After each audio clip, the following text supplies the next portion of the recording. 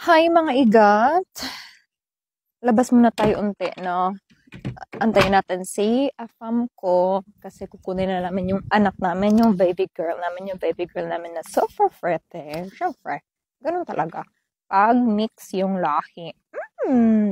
Igat! Oh, igat, for you. Paano mo ba masasabi na ano na pala, inuuto-uto-uto hours ka na pala ng kausap mong afam? Ha? Aside sa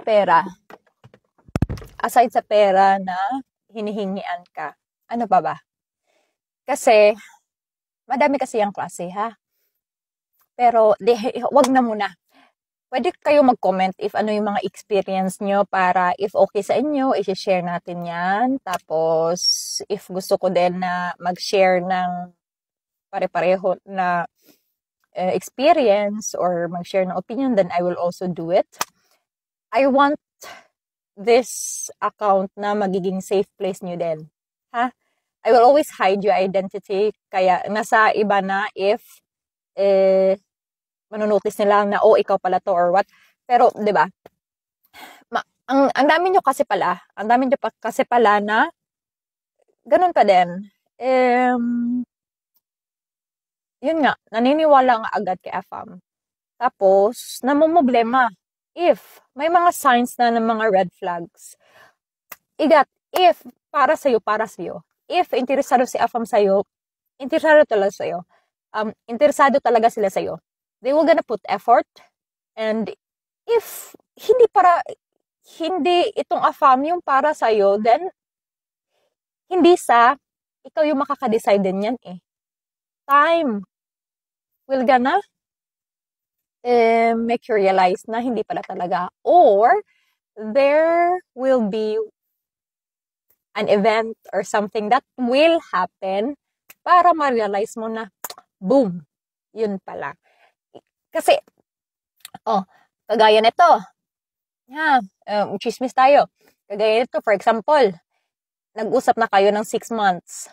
Tapos, sinasabi niya lagi at lagi talaga na busy siya. Tapos, marami siyang ginagawa. You really think that 24/7 they're working?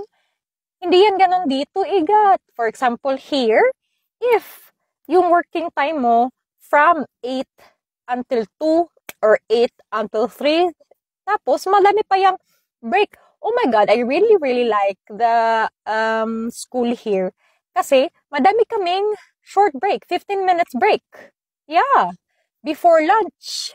Tapos another break na naman. Yes, ganun dito. Madami silang break time, igat, kasi importante sa kanila na healthy yung worker nila.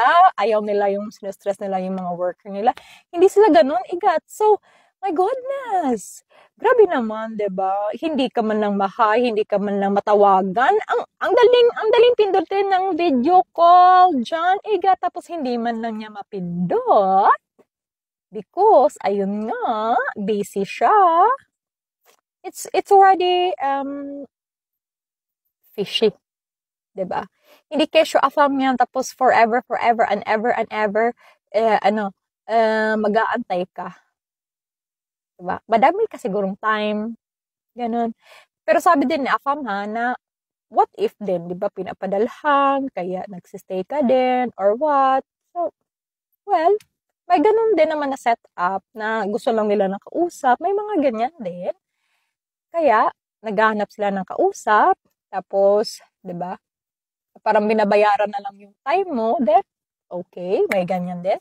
Pero, magche-check more pa ako sa mga comments so I can share it, and mas may makukuha akong idea.